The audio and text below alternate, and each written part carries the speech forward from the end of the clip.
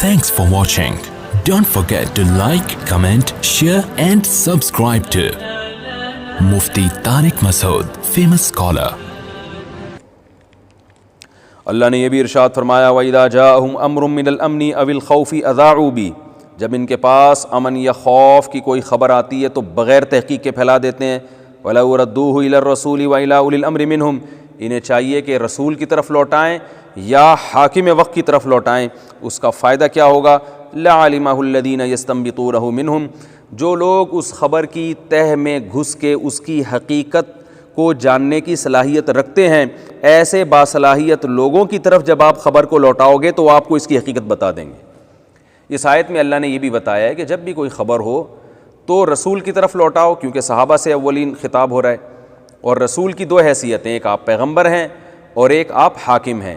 تو پیغمبر ہونے کی حیثیت سے آپ براہ راست اللہ سے بھی پوچھ سکتے ہیں، اور حاکم ہونے کی حیثیت سے آپ کے پاس تحقیق کے وسائل اور ذرائع زیادہ ہیں.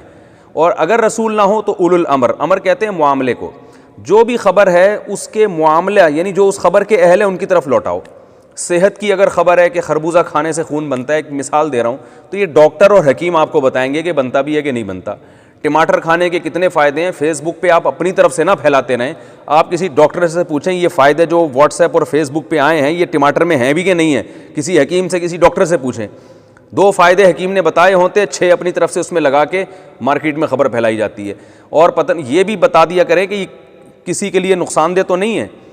تو ایسی خبریں، ابھی کرونا وائرس کے بارے میں آپ دیکھ لیں، اتنی جھوٹی خبریں ہمارے معاشرے میں پھیل رہی ہیں، اتنی جو تحقیق کا اہل نہیں ہے وہ ویڈیو بنا کے کہ یہ ڈاکٹر جھوٹ بول رہے ہیں، یہ یہودی کی سازش ہے، یہ فلانے کی سازش ہے، وہ تحقیقیں پیش کر رہا ہے. تو اللہ فرماتے ہیں ماہرین کے پاس اس خبر کو پیش کرو. میڈیکل سائنس کی بات ہے نا، تو ڈاکٹروں سے پوچھو، ڈاکٹر بتائیں گے کہ یہ وائرس ہے کہ نہیں ہے، یہ کتنی تیزی سے پھیل رہا ہے.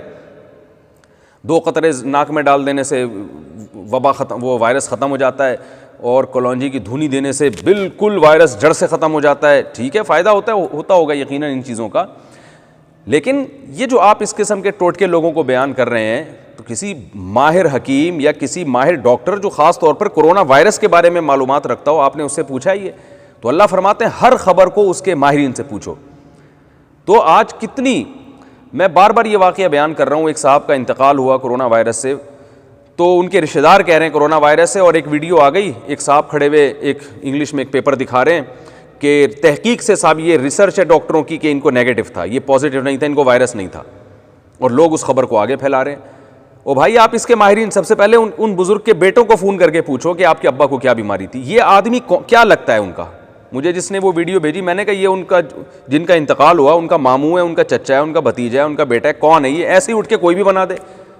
اور میں نے کہا یہ جو انگلش میں اس نے تحقیق لکھی ہوئی ہے یہ ریسرچ ہی ہے، یہ کوئی آلو پیاز ٹماٹر کی پرچی تو نہیں ہے جو گھر والوں نے لکھ کے دی ہو انگلش میں. سودا لینے کے لیے بھیجا، اس نے کہا چلو یار ویڈیو بنانے کا اچھا موقع ہے. اس کو کون پڑھے گا؟ اس کو تو ڈاکٹر پڑھ کے بتائیں گے نا یہ رپورٹ ہے، کون سے ہاسپٹل کی رپورٹ ہے یہ. تو کوئی تحقیق نہیں ہوتی. اور ٹھیک ہے، جھوٹ بھی ہمارے معاشرے میں پھیل رہا ہے، جھوٹی خبریں بھی کرونا وائرس کے بارے میں آ رہی ہوں گی، لیکن آپ سچی خبر ہو یا جھوٹی خبر ہو آپ نے ریسرچ کرنی ہے، اور ریسرچ کے جو اہل ہیں ان سے کروانی ہے.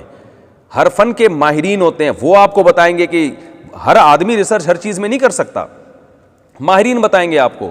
تو اسی طرح شریعت کے بارے میں بھی یہ آیت ہے، اور اس سے محدثین اور فقہاء نے استدلال کیا ہے کہ شریعت کے بارے میں جب حدیث آپ کے پاس پہنچے گی تو حدیث کا صحیح یا ضعیف ہونا اور اس حدیث سے مسئلہ کیا نکلتا ہے یہ بھی شریعت کے ماہرین جن کو مجتہدین کہا جاتا ہے وہ بتائیں گے آپ کو. ان تک خبر کو لوٹاؤ، وہ بتائیں گے اس سے کیا مسئلہ مستنبط ہو رہا ہے. یہ احادیث اور قرآن سے مسئلہ نکالنا یہ انجینئروں اور پروفیسروں کا کام نہیں ہے، یہ مجتہدین کا کام ہے.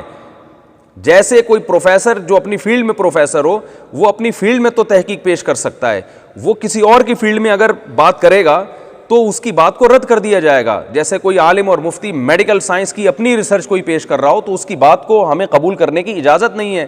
تو اسی طرح یاد رکھیں، کوئی کسی فیلڈ کا ماہر نہ ہو اور وہ اس فیلڈ کے بارے میں تبصرہ کر رہا ہو تو شریعت میں اس کی خبر کو قبول کرنے کی بھی اس آیت کی روشنی میں اجازت نہیں ہے، اس کی تحقیق کو قبول کرنے کی اجازت نہیں ہے. تو اس لیے ہر فن کے ماہرین ہوا کرتے ہیں اور ان ماہرین سے پوچھا جاتا ہے. تو اللہ فرماتے ہیں کہ جب بھی کوئی خبر ہو، آیت کا تو ایک شان نزول ہے لیکن تمام فقہا محدثین کا اجماع ہے کہ اس آیت کے میں عموم ہے، ہر قسم کی خبریں اس میں داخل ہیں. تو ہر قسم کی خبروں میں اس کے ماہرین سے پوچھا جائے گا اس کا مفہوم کیا ہے, اس کا مطلب کیا ہے. ہر آدمی ہر فیلڈ میں ٹانگ اڑا رہا ہے. جو مفتی نہیں ہے وہ مسائل بتا رہا ہے لوگوں کو بیٹھ کے اور حدیث کے حوالے دے رہا ہے. جو ڈاکٹر نہیں ہے وہ لوگوں کو کرونا وائرس کے بارے میں آگاہی دے رہا ہے. جو حکیم نہیں ہے وہ لوگوں کو ٹماٹر کے کھانے کے فائدے اور نقصانات بتا رہا ہے, خربوزہ کھانے کے فائدے اور نقصانات بتا رہا ہے, گردے سے پتھری نکالنے کے طریقے بتا رہا ہے. جس کا سیاست میں کوئی دور دور تک کردار رہا ہی نہیں ہے, نہ سیاست دانوں کے ساتھ کبھی وہ اٹھا بیٹھا, وہ سیاست کے بارے میں اپنی بہترین تحقیقات اور رپورٹیں پیش کر رہا ہے. تو عجیب قسم کا ایک ہمارے ملک میں اور جو ہے نا ایک تماشا مچا ہوا ہے کہ ہر آدمی دوسرے کی فیلڈ میں ٹانگ اڑا رہا ہے. تو یہ بالکل جائز نہیں ہے, اس کی شریعت میں بالکل اجازت نہیں ہے. یہ نبی صلی اللہ علیہ وسلم نے فرمایا کفا بالمرء کذبا ان یحدث بکل ما سمع, انسان کے جھوٹا ہونے کے لیے کافی ہے کہ ہر سنی سنائی بات کو آگے نقل کر دے. تو اللہ نے فرمایا وَلَوْ رَدُّوهُ إِلَى الرَّسُولِ وَإِلَىٰ أُولِي الْأَمْرِ مِنْهُمْ, اگر یہ رسول کی طرف یا اس معاملے کے اہل کی طرف اس خبر کو لوٹائیں گے, لَعَلِمَهُ الَّذِينَ يَسْتَنبِطُونَهُ مِنْهُمْ, جو جن میں استنباط کی صلاحیت ہے. استنباط کہتے ہیں ڈول یعنی زمین میں گھس کے پانی کو نکالنا, کیونکہ پانی زمین میں چھپا ہوا ہوتا ہے, ہر ایک کو نظر نہیں آتا, محنت سے نکالا جاتا ہے. تو اللہ نے بھی خبر کی حقیقت کو جو ہے نا پانی سے تعبیر کیا ہے کہ جیسے ہر آدمی گھس کے نہیں نکال سکتا, اس کو کھودنا پڑتا ہے اور پھر اس کی گہرائی میں جانا پڑتا ہے, تو ایسے ہی ہر خبر کی صحیح معنی کیا ہے اس خبر کے, اس کی حقیقت کیا ہے, اس کو جاننے کے لیے بھی کچھ اہل ہوا کرتے ہیں. تو میڈیکل سائنس کے اہل الگ ہوتے ہیں, شریعت کے اہل الگ ہوتے ہیں. تو عامی آدمی پر لازم ہے کہ وہ علماء کو فالو کرے. تو یاد رکھیں ہر ایک تقلید ہی کر رہا ہے. آپ ائمہ اربعہ کی تقلید نہیں کرتے تو آپ اپنے مسجد کے امام کی کر رہے ہوں گے, یا آپ کسی یوٹیوب کے کسی لیکچرار کی تقلید کر رہے ہوں گے اور آپ اس کی دلیل کو صحیح سمجھ رہے ہوں گے, حالانکہ آپ کے سامنے دوسری دلیل نہیں ہوگی, آپ کے سامنے پوری تحقیق نہیں ہوگی. تو آپ کو جب کسی عالم پر اعتماد ہو تو آپ نے اس کو فالو کرنا ہے. آپ ائمہ اربعہ کی تقلید نہیں کرتے تو چلیں جس کی جو آپ سمجھتے ہیں اس فیلڈ میں ماہر ہے آپ اس کی تقلید کر لیں, لیکن آپ یہ نہ کہیں کہ میں براہ راست قرآن و حدیث پہ چل رہا ہوں. نا نا نا نا نا, آپ اگر چل رہے ہوتے تو آپ اس کی تقریریں سن کے اس پر اعتماد کیوں کر رہے ہوتے؟ اس موضوع سے متعلق ہر ایک کی تقریر پھر سنتے آپ, پھر آپ تمام تقریروں کو سن کے تجزیہ کرتے, پھر آپ درست نتیجے تک پہنچتے. لیکن ایسا کوئی کرتا نہیں, اور ایسا کرنے کے لیے عمر نوح چاہیے اس زمانے میں. تو اس لیے جو بھی قرآن و سنت کے نام پہ بیٹھتا ہے گمراہی پھیلاتا ہے. بھی میں نے بتایا غامدی صاحب نے قرآن کی آیت کی غلط تفسیر کی اور بہت سے لوگ ان کو داد دے رہے ہیں, اور یورپ میں ایک بہت بڑا طبقہ ان کو پڑھا لکھا طبقہ سن رہا ہے, کیونکہ وہ پڑھا لکھا طبقہ چاہتا ہے کہ ہمیں اسلام میں گنجائشیں ملیں. تو ان کو وہاں سے بہت ساری گنجائشیں مل رہی ہیں, جمعے کی نماز کی بھی چھٹی مل گئی اور بہت ساری چیزیں مل رہی ہیں, تو لوگ اس کو فالو کر رہے ہیں.